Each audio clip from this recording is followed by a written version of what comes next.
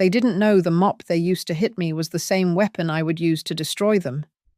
They thought they pushed me out of that penthouse. They didn't realize they just pushed me into the chairman's seat of the boardroom. That strike didn't break my bones, but it broke the last chain tying me to blind loyalty. And now, I was free to take back what was mine. My name is Eleanor Vance. I am 62 years old, and I was on my hands and knees, scrubbing the white marble floor of my son's penthouse in Bellevue. The afternoon sun, weak as it was, streamed through the floor-to-ceiling windows, illuminating every particle of dust, every potential flaw. My world had become the sharp, chemical smell of the high-end cleaner, the cold slickness of the stone under my palms, the dull ache in my lower back. I heard the click of the front door and the thud of an expensive gym bag hitting the floor. Sabrina. She didn't call out a greeting. She never did. I heard her sharp exhale, a sound of pure impatience, and then the tap, tap, tap of her designer sneakers approaching. I stayed down, focusing on a stubborn scuff mark near the kitchen island. You missed a spot. Her voice cut through the quiet apartment. I paused. My breath held. I am 62. I raised 3 children, buried a husband, and ran a library system for 25 years. But here, I was just the help. I looked up. Sabrina, all 30 years of her, stood over me, glowing with a post-workout sheen, encased in sleek, black athletic wear that probably cost more than my entire wardrobe. Her blonde hair was pulled into a tight, aggressive ponytail. She was pointing a perfectly manicured finger at a faint, watery smudge right where I had just wiped. I'm sorry, dear. I was just getting to it, I murmured, my voice sounding thin even to my own ears. I was tired, not just from the cleaning, but a bone-deep weariness that had settled in 8 months ago and never left. I pushed myself up slightly, wincing as my knees protested, and shifted the bucket to go over the spot again. Just getting to it. It looks like you already went over it.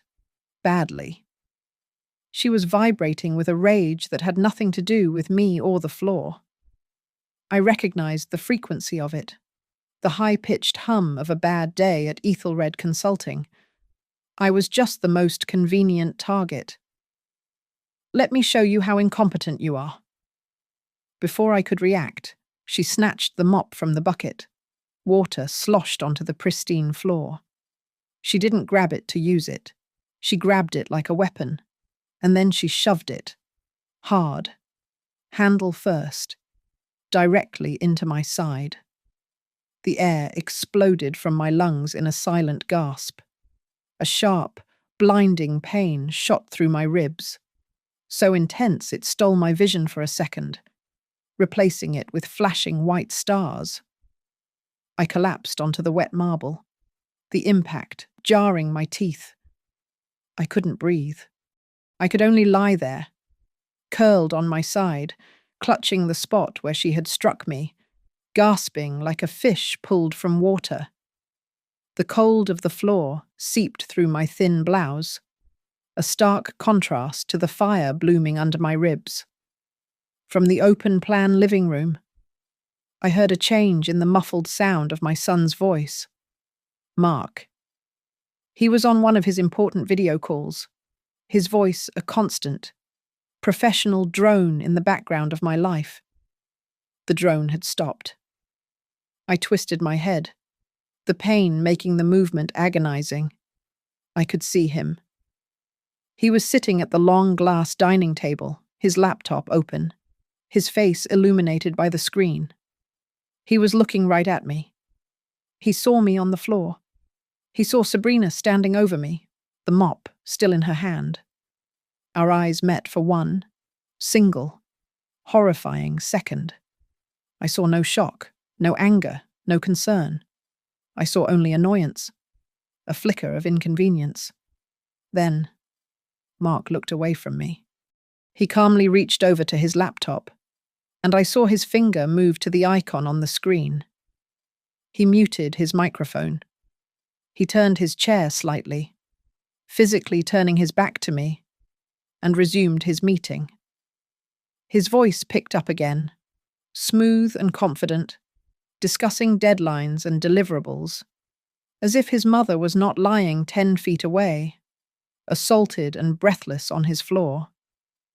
The sound of his voice continuing, calm and untroubled, was the real blow. It landed harder than the mop handle. It shattered something deep inside me, something I didn't even know was still breakable. Sabrina scoffed above me. Pathetic. A small green rectangle fluttered down and landed on the wet floor beside my face. A $20 bill. The ink was already starting to bleed from the moisture. "A tip for your terrible service," she sneered, her voice dripping with contempt.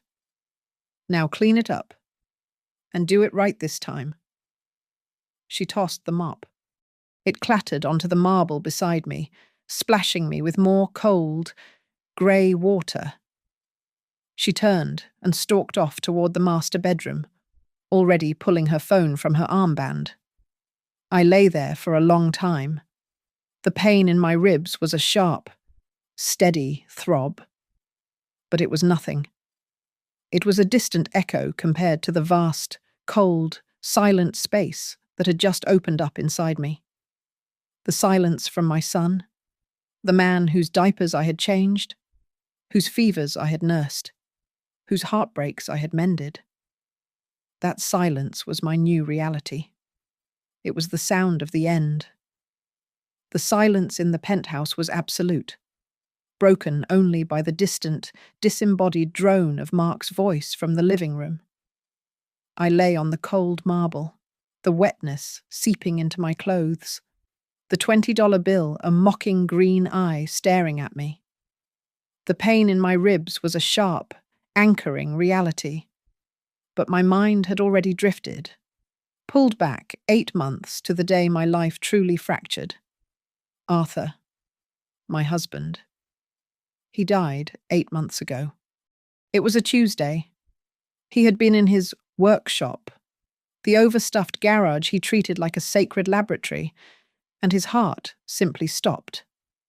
Arthur was a brilliant man, an eccentric electronics engineer who saw the world in circuits and code.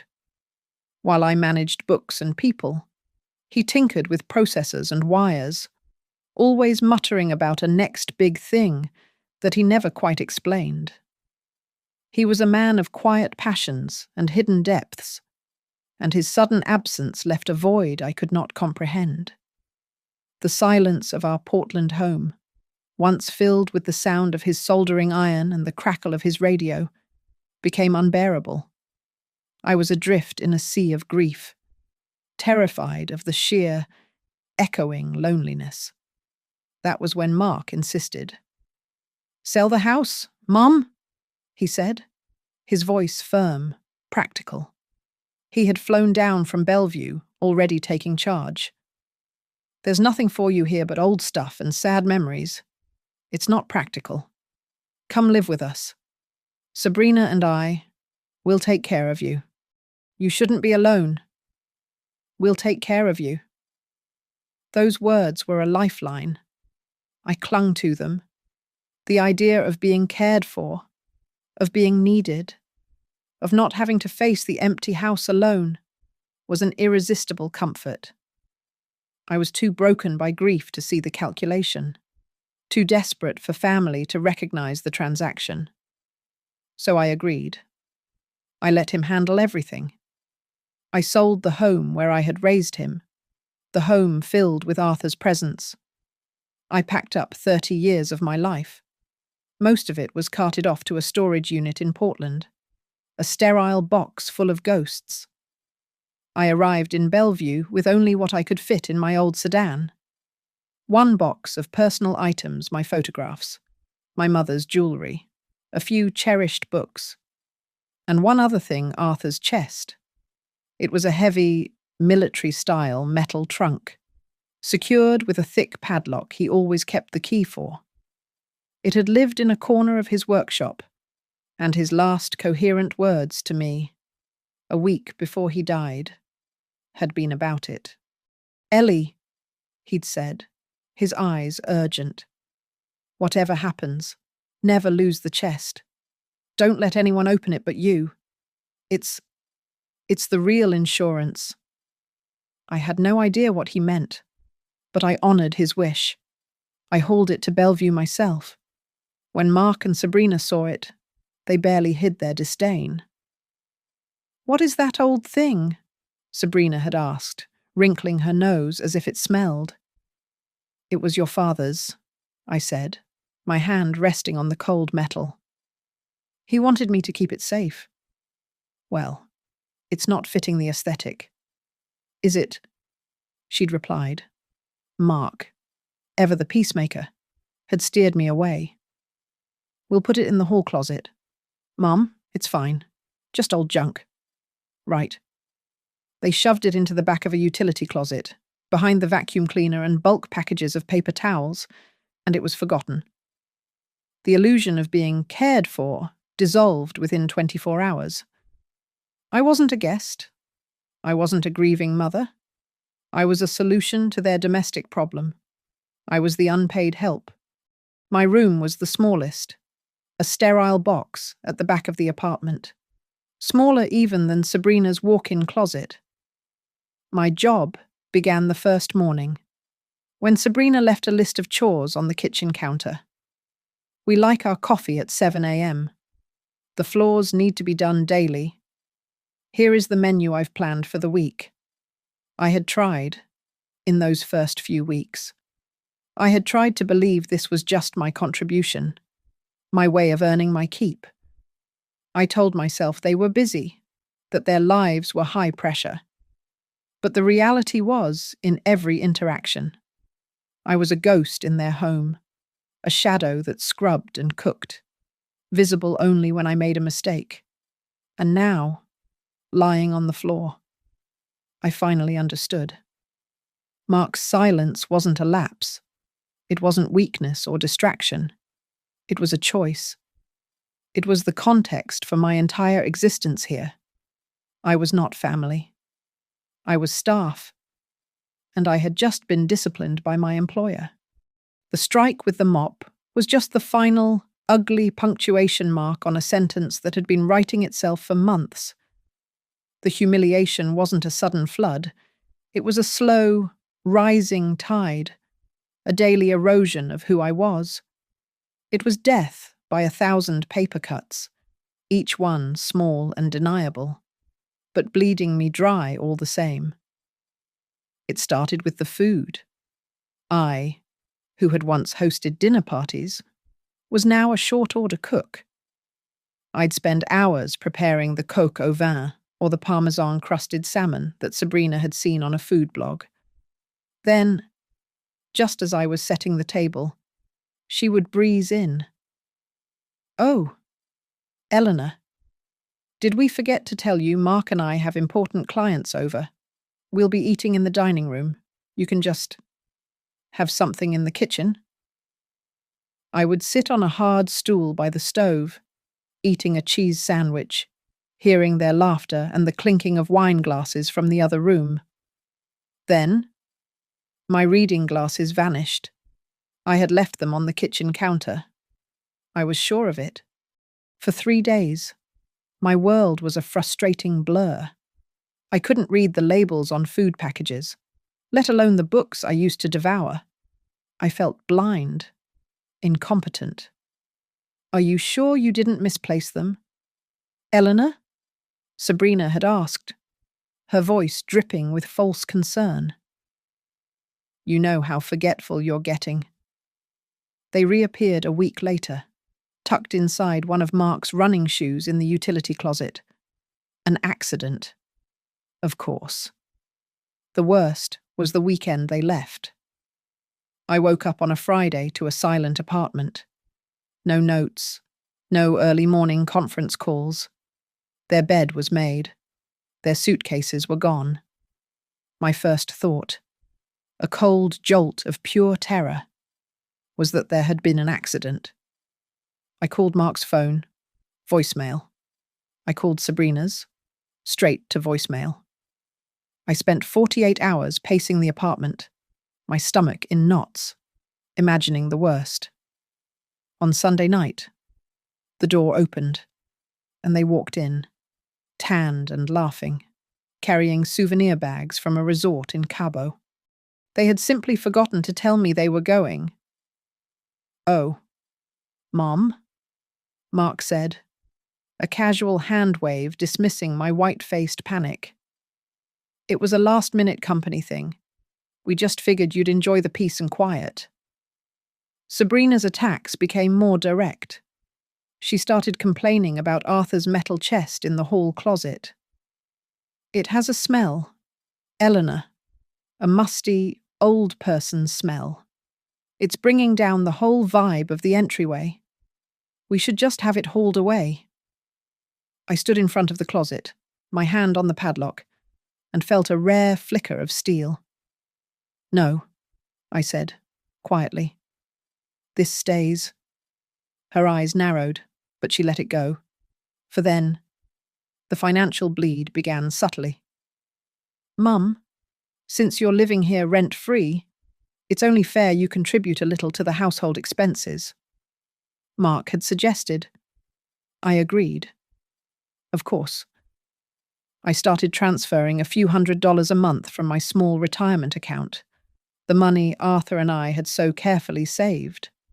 But the expenses grew. Soon. I was paying for their gourmet grocery deliveries, Sabrina's designer clothing rentals, and the extravagant dinners they hosted. Then, Mark made his final move. "Mum, you look so stressed balancing your accounts," he said one evening, the picture of a concerned son. "Why don't you let me help? I'll link your accounts to mine. I can manage everything. Pay your bills. Make it easier for you." Like a fool, I agreed. I signed the papers he put in front of me. 2 weeks later, I tried to buy a new pair of comfortable shoes online. My card was declined. When I tried to log in to my bank, my password didn't work. "It's for security, Mum," he'd said smoothly when I asked. "It's just easier this way. You don't need to worry about it." The pretense was gone. I was no longer a mother-in-law. I was a dependent, an employee. The verbal requests for chores were replaced by small, white sticky notes left on the kitchen counter. Scrub grout in guest bathroom. Polish, all stainless steel. Dust, all baseboards. Do not use the good towels. I tried to talk to Mark, one last time, a week before the incident with the mop. I found him alone in his home office. "Mark," I started, my voice trembling. I feel like Sabrina doesn't respect me. I feel like..." He held up a hand, his eyes never leaving his screen. "Mum, please don't start. Sabrina is just trying to maintain our standard of living. You know how much pressure she's under. Don't make things complicated." Don't make things complicated. My humiliation was an inconvenience. My pain was a complication. His words were a closed door, and his silence. When Sabrina finally struck me, was the sound of that door locking for good. I lay on the wet marble for another minute, letting the cold seep into my bones, a bizarre counterpoint to the hot, sharp throb in my ribs. Mark's voice continued its professional murmur from the living room.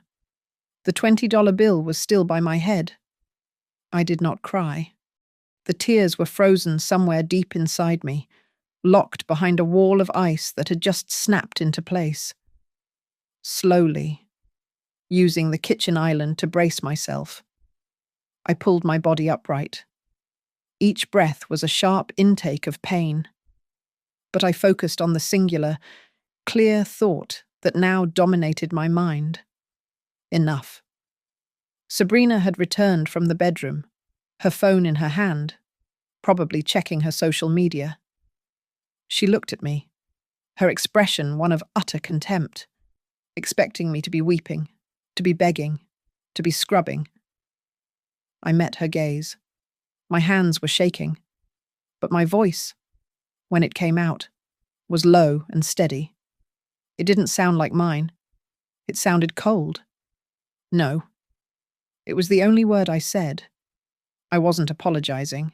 I wasn't cleaning up her mess. I wasn't touching her $20 bill. The word hung in the air, a tiny, hard pebble thrown against a fortress of glass. Sabrina's face, which had been set in a bored sneer, tightened. This she had not expected.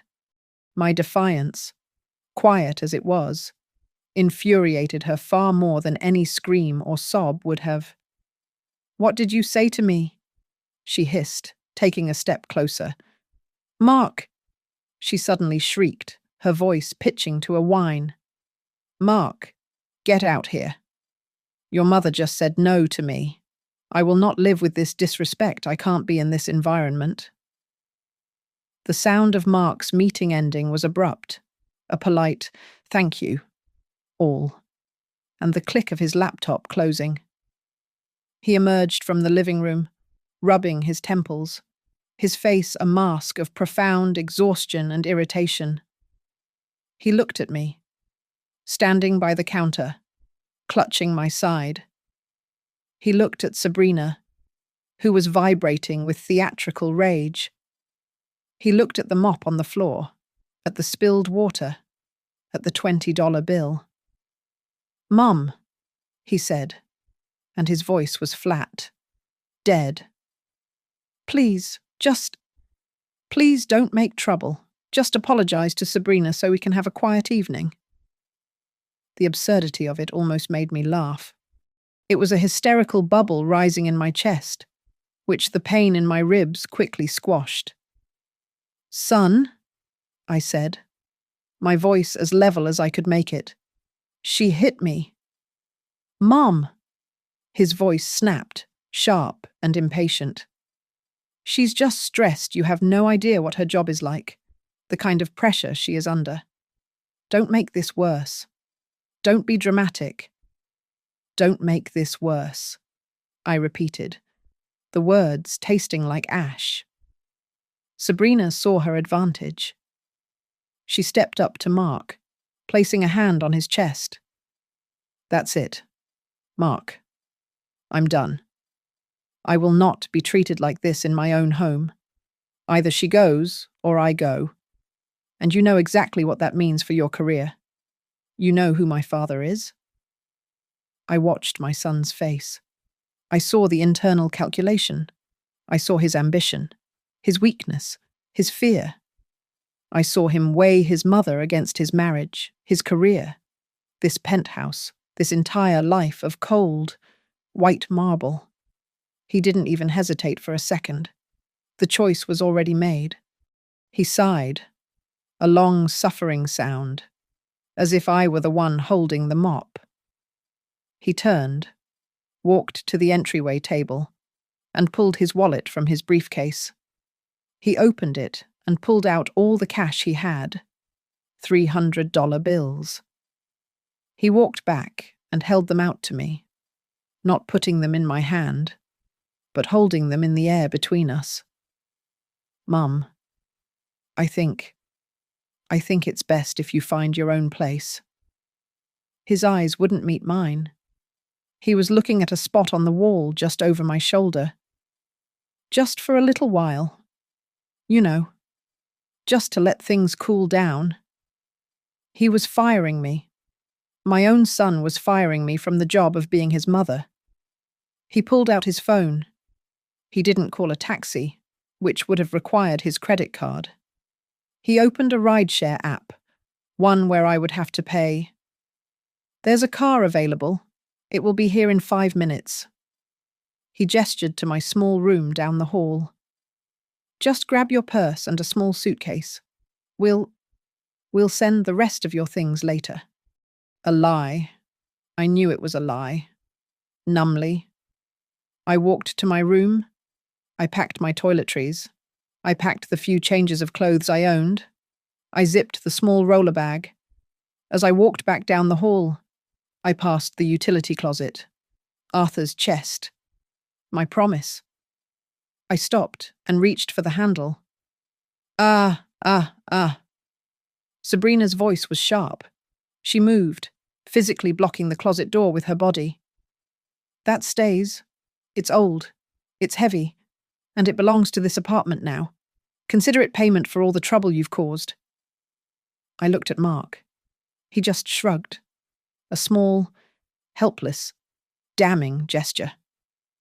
Mum, the car is waiting. I looked at Sabrina, at her triumphant, cruel smile. I looked at my son, at his averted, cowardly gaze. I held my small suitcase in one hand and my purse in the other. I clutched the $300. They walked me to the door. Mark opened it.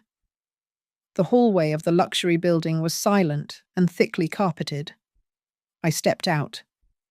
The door clicked shut behind me. I didn't look back. I walked to the elevator, rode it down to the lobby, and pushed my way out through the heavy glass doors. A cold, stinging Seattle rain was falling. The rideshare car, a black sedan, was waiting at the curb. I got in, and as the car pulled away, I watched the glittering, indifferent tower of my son's home disappear into the night. I was 62 years old. I had $300, a bruised rib, and one small suitcase. I was, for all intents and purposes, homeless. The rideshare driver, a kind man who looked worried about me, asked where I was going. I had no address, no plan. Just a motel, I stammered. An inexpensive one. The $300 Mark had pressed into my hand was a wad of paper, not a safety net. In a city like Seattle, it was nothing. It was an insult. I ended up in a dingy place off the highway, where the neon sign was missing 2 letters, and the man behind the bulletproof glass took my cash without looking at me. The room cost $110 a night. I paid for 2 nights. The room smelled of old smoke and mildew, and the lock on the door looked like it had been kicked in more than once. I didn't take my coat off. I just sat on the stained bedspread, my small suitcase at my feet, and listened to the sound of trucks rattling past as the pain in my ribs settled into a deep, sickening ache. The next morning, I used the greasy motel phone to call Mark, my cell phone. I realized with a jolt was on his family plan. He had probably already disconnected it. I dialed his number from memory. It rang once, then clicked. A flat, computerized voice. The number you have dialed has been blocked at the request of the customer. Blocked. Not sent to voicemail. Not ignored. Blocked. I hung up the phone, my hand shaking. He hadn't just expelled me. He had erased me. I had $80 left and a desperate, flickering hope. My retirement account. The money Arthur and I had saved. It wasn't a fortune, but it was mine. It was enough for a deposit on a small apartment. Enough to breathe.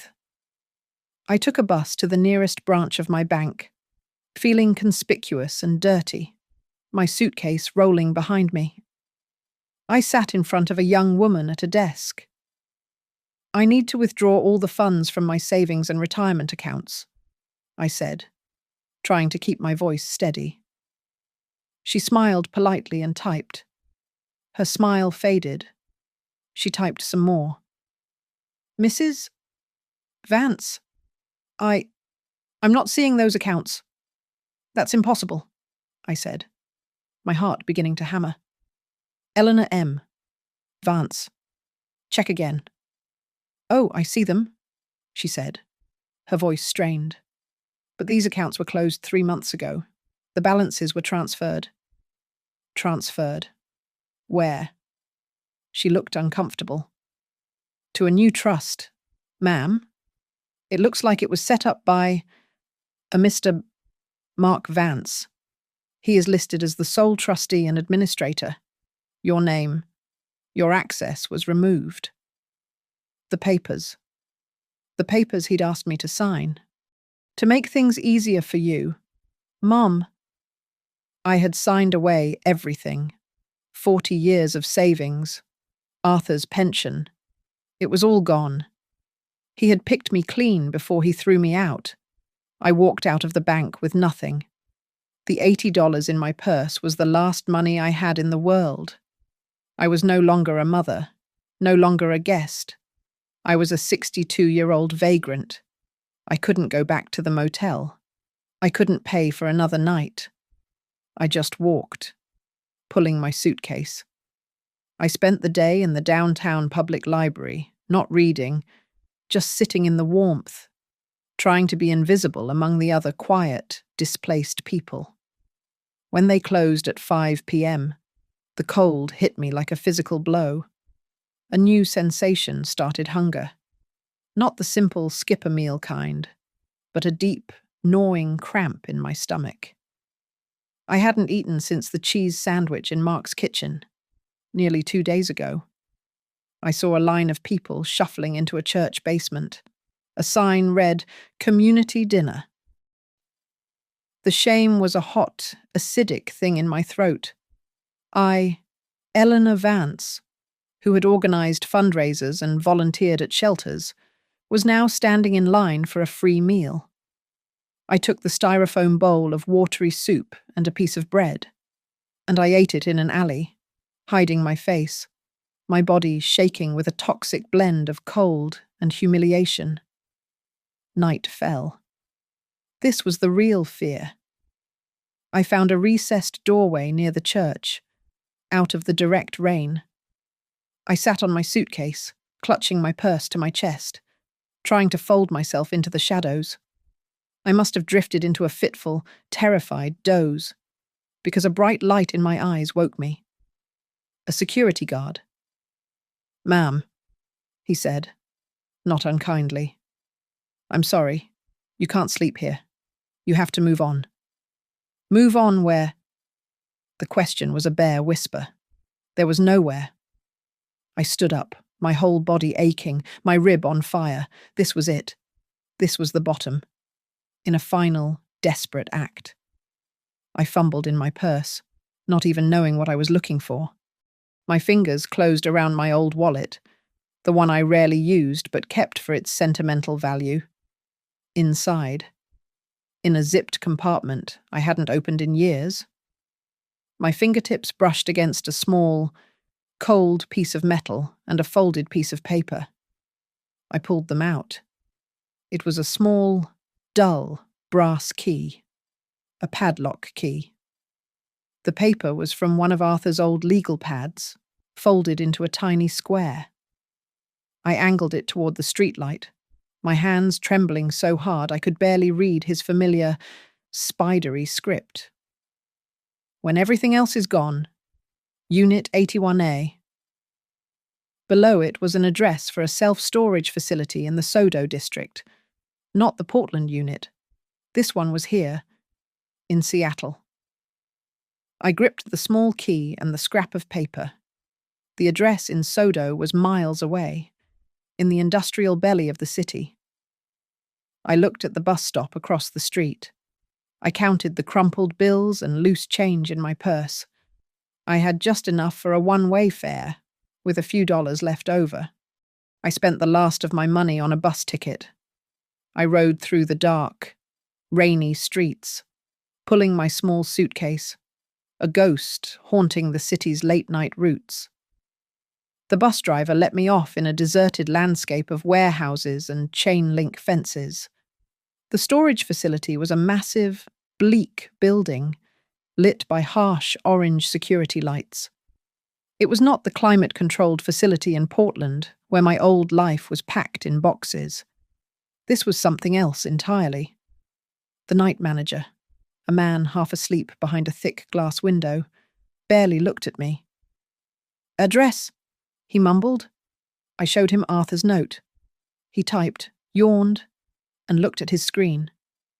Unit 81A. Vance. Right. Paid up. "When is the next payment due?" I asked, my heart sinking, expecting to be turned away. He squinted at the screen. "You're good. It's paid 10 years in advance." 10 years. Arthur had paid this a decade in advance. The man buzzed me through a heavy steel door into a long, echoing corridor. The air was cold and smelled of concrete and metal. I found the unit. It was a standard, corrugated metal roll-up door, secured not by a modern electronic lock, but by a heavy, old-fashioned padlock. My hand was shaking so badly I could barely fit the key. The small brass key, the one I had carried, forgotten, in my wallet for almost a year. It slid in. With a stiff, loud click, the mechanism turned. I braced my sore ribs and heaved the metal door upward. It rattled open with a sound like thunder in the enclosed space. I was expecting dusty boxes, forgotten furniture, spiders. The interior was lit by a single, automatic fluorescent bulb that hummed to life. It was not a storage unit. It was an office, a small, immaculate, windowless room. The concrete floor was covered by a clean, simple rug. Against the back wall sat a sturdy metal desk and a high-backed ergonomic chair. It was wired for power. It was climate-controlled.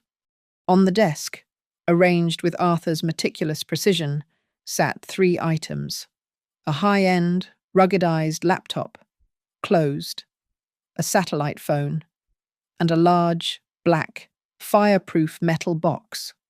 Not the chest. Not the decoy Sabrina was currently guarding. This was something else. This was the real one. I approached the desk. The fireproof box was locked. I tried the same small brass key. It fit. The lock clicked open. I lifted the heavy lid. Inside, there was no dust, no clutter. It was filled with neatly organized file folders, legal documents, incorporation papers, patent filings, and resting on top of it all, a single, thick envelope of heavy cream-colored cardstock. My name, Eleanor, was written on it in Arthur's familiar, precise script. My breath hitched. I tore open the envelope. The letter was 5 pages long, handwritten. "My dearest Ellie," it began. "If you are reading this, it means I am gone, and it means they have finally shown their true colors. I am sorry, my love. I am sorry I left you to face them alone, but I knew this day might come." I sank into the office chair, my eyes scanning the page, my heart hammering against my bruised ribs. "I knew Mark was weak," he wrote. "I knew that woman was a predator. I knew they would see your grief as an opportunity. I knew they would try to take everything from you, from us. So, I built you a fortress." He explained. He hadn't just been tinkering in his workshop. For the last 15 years, he had been working on a single, secret project, a revolutionary data compression algorithm driven by a predictive AI, a piece of code that could change the technology industry. "I have established a shell corporation in Delaware," he wrote. "It is called Vance Innovations. You, Eleanor Vance, are listed as the founder, the sole shareholder, and the chief executive officer. The patents, worth billions, are safely held by this corporation. The full source code, the digital key, is on the laptop in front of you.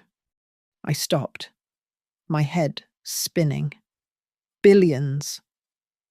The old metal trunk I made you promise to keep. The letter continued. The one at their apartment? It's a decoy. Ellie? It's filled with 200 pounds of my old, worthless college blueprints. Just enough to be heavy and mysterious. Just enough to make them believe they had secured my life's work. Let them guard that pile of junk. The real treasure is with you. The letter ended, and the words blurred through my sudden tears. I always knew you were stronger than you thought. You were the one with the spine of steel. My love, I just forged the sword. There is a lawyer, Julian Croft. He is young, brilliant, and completely loyal. I funded his education. He is waiting for your call. Use the satellite phone. Only that phone. His number is in the contacts. I looked back into the box. Beneath the thick stack of patent files, there was a velvet-lined slot. Tucked inside it was a single, heavy, platinum credit card. It was not in my name. The embossed letters read, Vance Innovations. This is the corporate account. Arthur's final lines read, It has a starting balance of 6 figures. Get a hotel, buy a suit, and then, Eleanor, go to work. Show them who you really are. I sat in that cold, fluorescent-lit office for an hour, reading Arthur's words over and over until the shaking in my hands finally stopped. The tears dried. The cold in my bones was replaced by a slow, burning heat. I was not a victim. I was an heiress. I was an executor. I picked up the platinum card.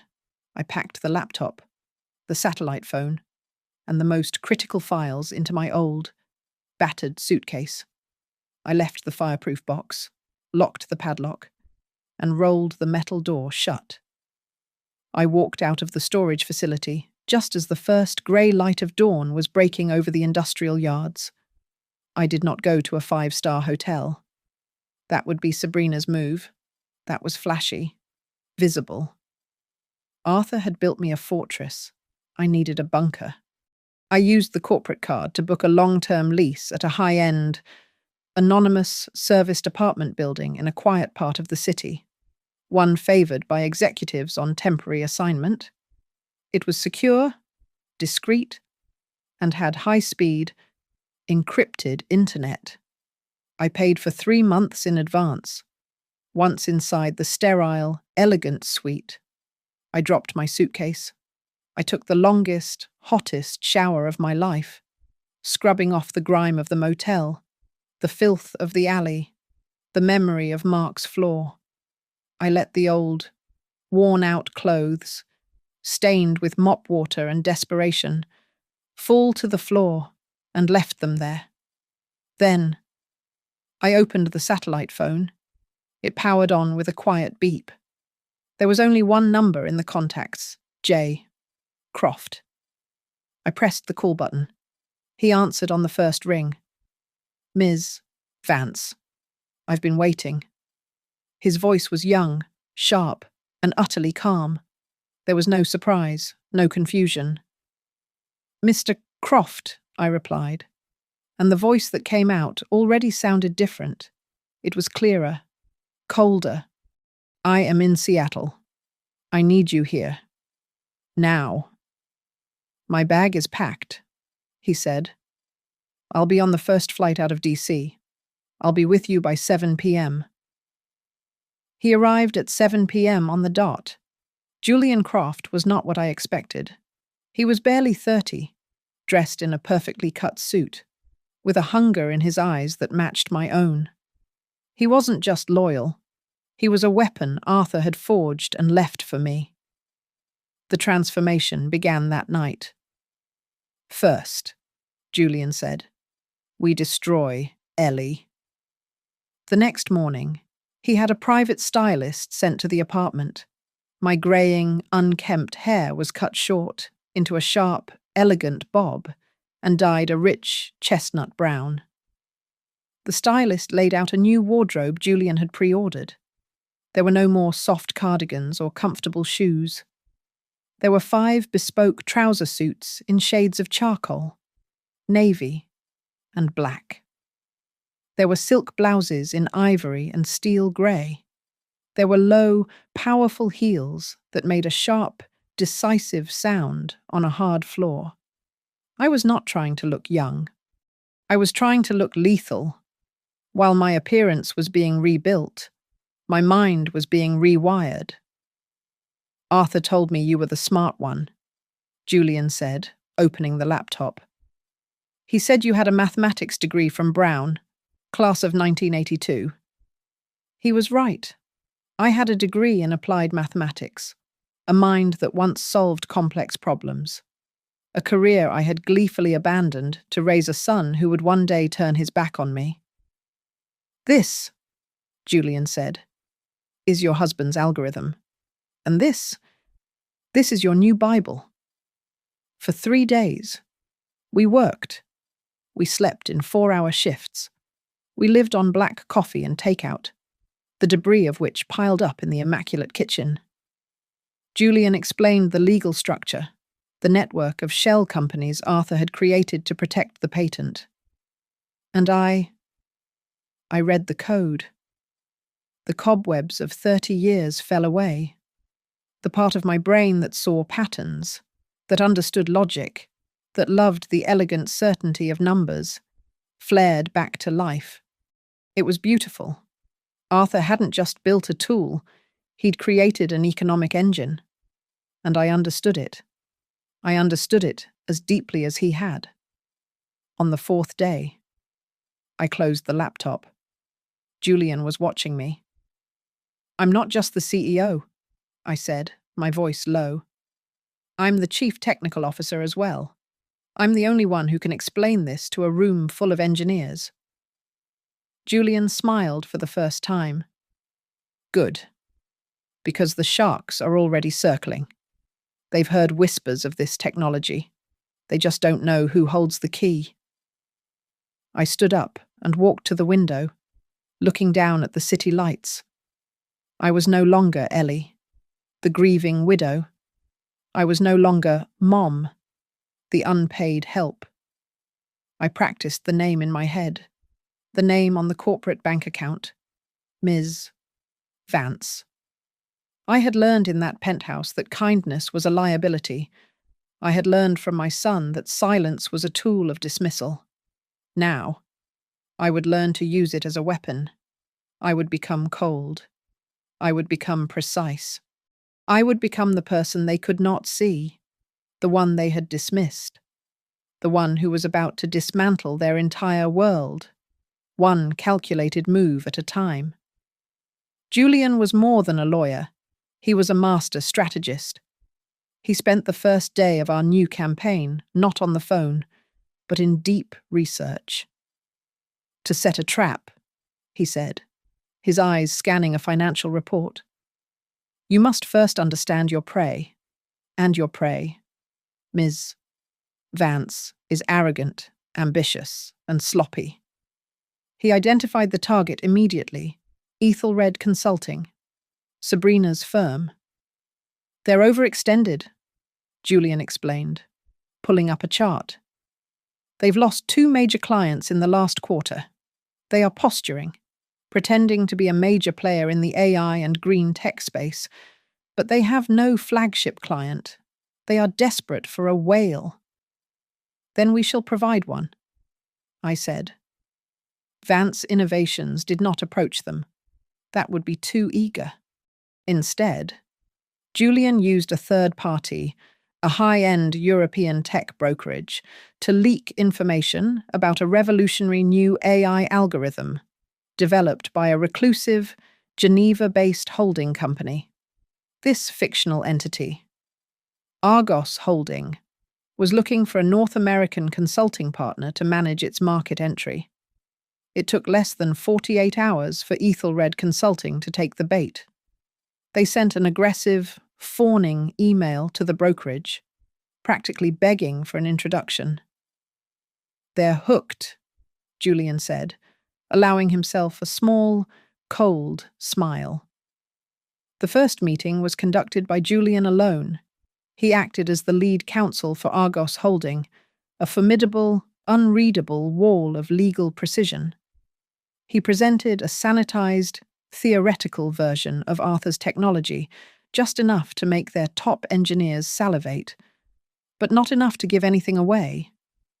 Ethelred, blinded by the potential of a multi-billion-dollar contract, fell over themselves. They promised their best team, their full resources, their complete and undivided attention. 2 days later, Julian received the official project proposal from them. He forwarded it to me without comment. I opened the file, and there, listed as project lead, was her name, Sabrina Vance. They had put their star on the case. They had handed me the knife. "They have assigned Mrs. Vance to the project," I stated, my voice perfectly flat, when Julian and I spoke next. "A fortunate coincidence," he replied, his own voice carefully neutral. "They believe she is their best. The CEO himself has staked his reputation on her ability to land this account. She will be reporting to me, then," I said. "Indirectly." "Directly," Julian corrected. "The founder of Argos is a recluse. She refuses to meet in person and will only engage via audio conference, with her voice modulated for security purposes. That," he added, "would be you." Our first call was set for a Friday afternoon. Julian had a small, discreet piece of hardware connected to my new, secure laptop. It didn't make me sound like a robot. It just lowered the pitch of my voice, added a faint, unplaceable European resonance, and stripped it of all emotion. It made me sound like power. Sabrina was a different person on that call. She was obsequious, her voice dripping with the false, cloying sweetness she had once used on her important clients. "Ms. Vance, on behalf of Ethelred, I am just so thrilled, truly thrilled, to be spearheading this partnership." She gushed. "There is no partnership yet." "Mrs. Vance," I replied, my new voice filling the speaker. "There is only an evaluation. You will provide a full market analysis and implementation strategy. My team in Geneva expects it by Monday." I heard her sharp, surprised intake of breath. "Monday, as in this Monday. That's 2 days. The scope is enormous." "We are not interested in partners who find scope enormous.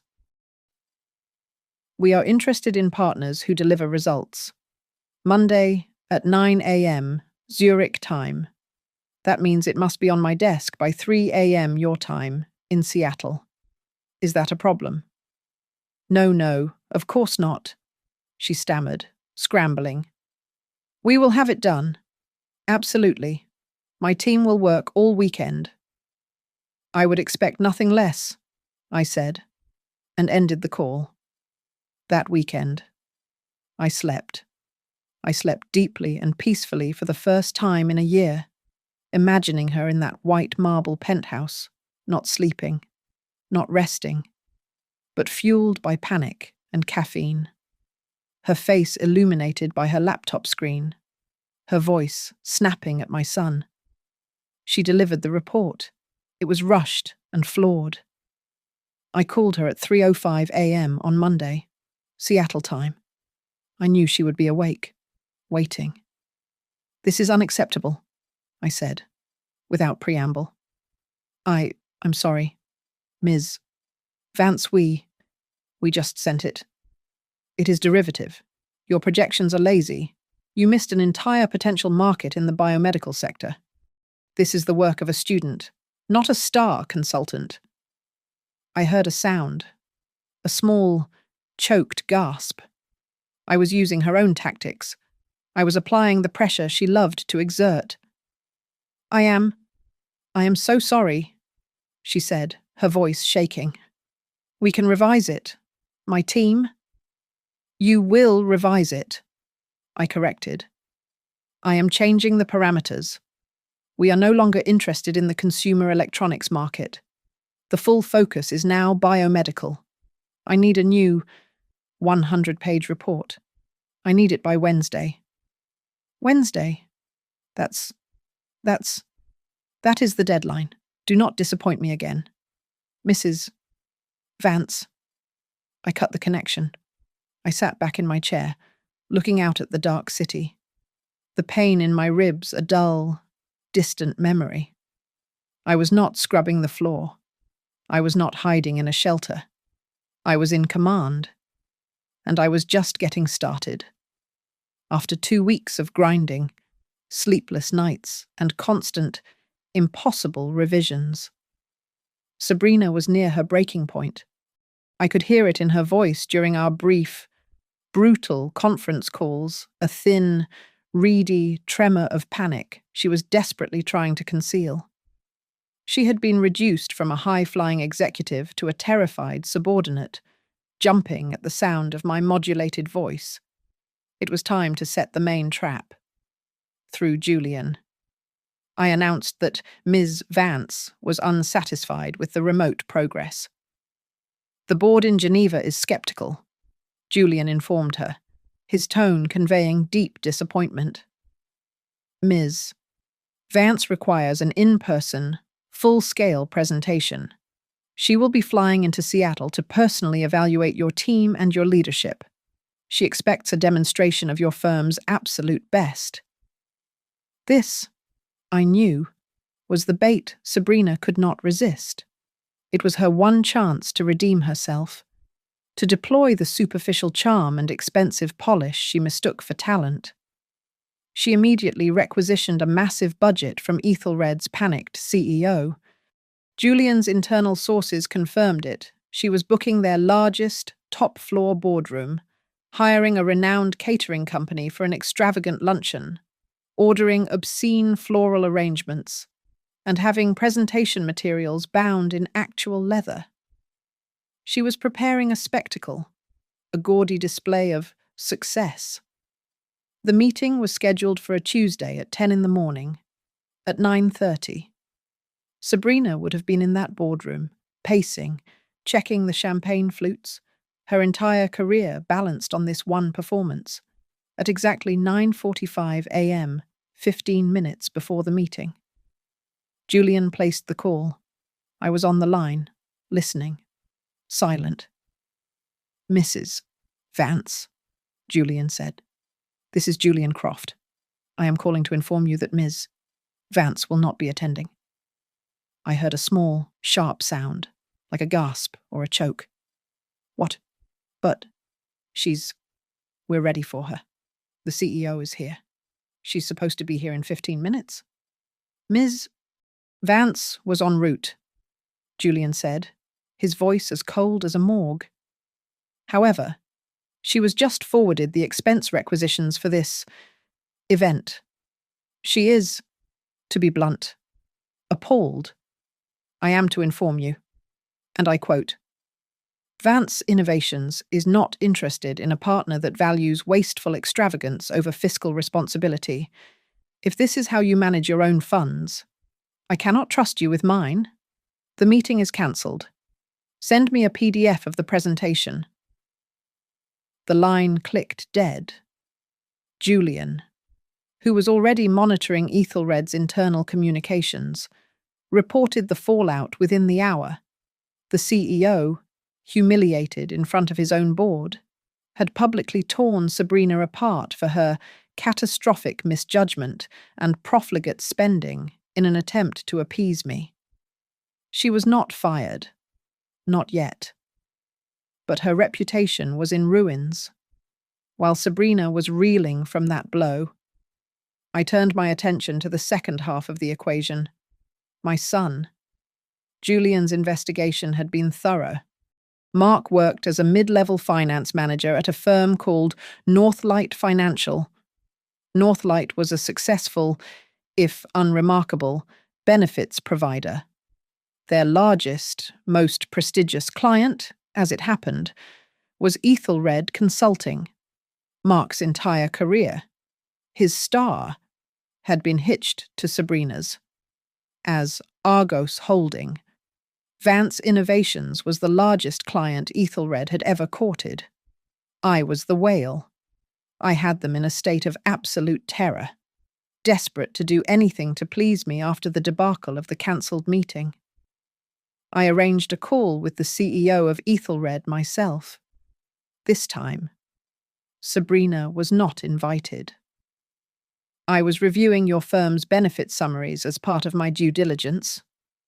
My disguised voice purred into the conference call. My auditors in Geneva and I are concerned. The administrative fees charged by your vendor, Northlight Financial, seem exceptionally high, almost predatory. My company values efficiency above all. I find it difficult to move forward with a partner who shows such poor stewardship of their own resources. The CEO, desperate to placate me, began to stammer. Ms. Vance, I was unaware. I assure you, I will launch an immediate, top-down review of that contract. See that you do, I said, and hung up. The review was swift. Terrified of losing the multi-billion-dollar Argos contract, Ethelred terminated their relationship with Northlight Financial 1 week later, citing gross overcharging. Northlight, having just lost its biggest account, was crippled. They immediately announced mass layoffs, shedding 30% of their staff. Mark Vance, whose position was entirely reliant on managing the Ethelred account, was deemed redundant. He was unemployed, effective immediately. The penthouse became a pressure cooker. I knew. Julian had arranged for me to hear it. The screaming matches were loud enough to be heard through the door. You lost your job, Sabrina shrieked, her voice raw with panic and contempt. How could you be so useless? Me, I heard Mark roar back. You're the one who can't close this deal. You're letting this witch in Geneva walk all over you. You're failing. Sabrina, you're failing us. Mark was home all day, a humiliated, bitter presence. Sabrina, the sole earner, was now facing the impossible task of landing my contract while her personal life and finances crumbled. She became sloppy, desperate. She started promising things in her proposals, timelines, and results that Arthur's algorithm could not possibly achieve. She was lying, committing Ethelred to fraud. We recorded every promise. Then, she made her final, fatal mistake. Desperate to find an edge, she used her executive credentials to try and illegally access a competitor's cloud server, hoping to steal their data and present it as her own to impress me. She was trying to show Ms. Vance that she was ruthless. She had no idea she was handing me the very evidence I needed. She's done, Julian said, placing a new, thick file on my desk. It contained server logs, illegal access attempts, and audio recordings of her promising the impossible. She's just violated 3, maybe 4 federal laws. The noose was tight. All I had to do was show up and watch her hang. The final meeting was set. The signing, they called it. The culmination of the billion-dollar Argos holding deal. Julian had confirmed the details 10 a.m. in Ethelred's largest boardroom, the one on the top floor with the panoramic view of the Sound. The entire executive board would be present, eager to finally see the face of the reclusive billionaire who was about to save their company. I caught a glimpse of the room before we entered. Sabrina was there, seated at the right hand of the CEO. She was wearing a triumphant, bright red suit, glowing with success, the star of the show. And then I saw him, my son. Mark was not at the table. He was standing nervously by a side buffet, straightening coffee cups. He was acting as her support staff, a glorified waiter, reduced to serving pastries at his wife's moment of triumph. The role reversal was so absolute it was almost grotesque.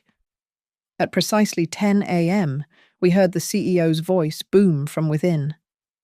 And now, it is my distinct honor and personal pleasure to welcome the visionary mind behind Vance Innovations, Ms. E. M. Vance. Julian pulled open the heavy oak double doors. I walked in. I wore a charcoal grey suit, my heels making a sharp, steady click-clack on the marble floor. Julian and our legal team fanned out behind me, carrying their own briefcases. The room died. All conversation, all movement, ceased. The CEO's welcoming smile froze, his hand half extended. His eyes darted from me to Julian, utterly bewildered. But I wasn't looking at him. I was looking at Sabrina. Her face, which had been flushed with victory, drained of all colour. It turned a waxy, pale white. Her jaw went slack, her smiling mouth falling open into a silent, stunned "Oh." From the side of the room, there was a sudden, loud crash. Mark. He had been holding a tray of champagne flutes, ready for the celebration. The tray slipped from his nerveless fingers, shattering on the floor. Glass and champagne exploded everywhere. He just stood there, paralyzed, his trousers soaked. I ignored him. I ignored Sabrina. I walked the full length of the table, the 20 pairs of eyes following my every step. I stopped at the head, directly opposite the CEO, and placed my briefcase on the polished wood. I did not sit. "I don't understand," the CEO stammered, looking at Julian. Who is this?" "This," I said, my voice clear and cold in the silent room, "is Ms. Vance, and this deal is not happening. Mom." The word was a shriek. Sabrina shot to her feet, her chair scraping backward.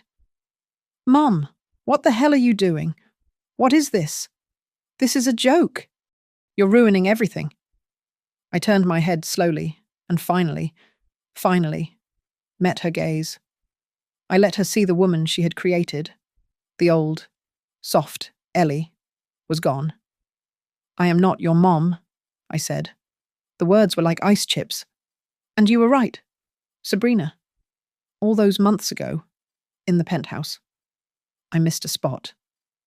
I turned away from her, back to the stunned board of directors. "And that spot is the deep, pervasive rot in this company, which, it appears, starts with your project lead." "Mr. Croft," I commanded. Julian stepped forward. The massive presentation screen at the end of the room, which had been displaying Ethelred's logo, flickered to life. It was now filled with evidence. "On screen," Julian announced, his voice booming with legal authority, "you will find a summary of the breaches committed by Mrs. Vance in her attempt to secure this fraudulent contract, including, but not limited to, violations of corporate compliance, wire fraud, and illegal access of a competitor's servers." The data scrolled by. The server logs, the illegal access attempts, the audio recordings of Sabrina promising timelines she knew were fraudulent. The CEO looked like he was going to vomit. His company was not just losing a deal, it was facing complete annihilation. Vance Innovations is, of course, withdrawing, I stated calmly. Furthermore, we are filing a $50 million lawsuit against Ethelred Consulting for fraudulent misrepresentation. A full copy of this file, including the evidence of criminal activity, is being delivered to the Securities and Exchange Commission as we speak. Chaos erupted. The CEO, seeing his entire corporation imploding, acted with the desperate speed of a man trying to sever a gangrenous limb. He pointed a shaking, furious finger at Sabrina. You're fired. You are fired. Security. He roared. Get her out of this building. Now your whole team is fired. Get them out. Sabrina completely unraveled. She wasn't an executive anymore. She was a feral animal. You can't, she screamed, lunging across the table. You old bitch, you crazy old woman, I'll kill you. 2 security guards rushed in and grabbed her by the arms before she could reach me. She fought them, kicking and spitting, screaming obscenities. But they were professionals. They dragged her, wild-eyed and howling, from the boardroom. I snapped my briefcase shut. My work here was done. I turned and walked toward the open doors, Julian following me. I had to pass Mark. He was still standing by the wall, trembling, soaked in champagne, a pathetic, broken figure. As I passed, he whispered my name, a sound so weak I almost missed it. Mum, I'm sorry. I stopped. I didn't turn to look at him. I just paused, staring straight ahead at my new life. I calmly adjusted the cuff of my suit jacket. I am too, Mark, I said, my voice quiet, but clear enough for him to hear. I'm sorry that I ever thought you had a spine. I walked out of the boardroom, left him standing in the wreckage, and I never looked back. Thank you so much for listening to my story. I'd love to know where you're tuning in from, so please drop a comment below and share your thoughts. Don't forget to subscribe to Grandma's Family Diary, give this video a like, and really help us out by hitting that hype button so this story can be heard by more people.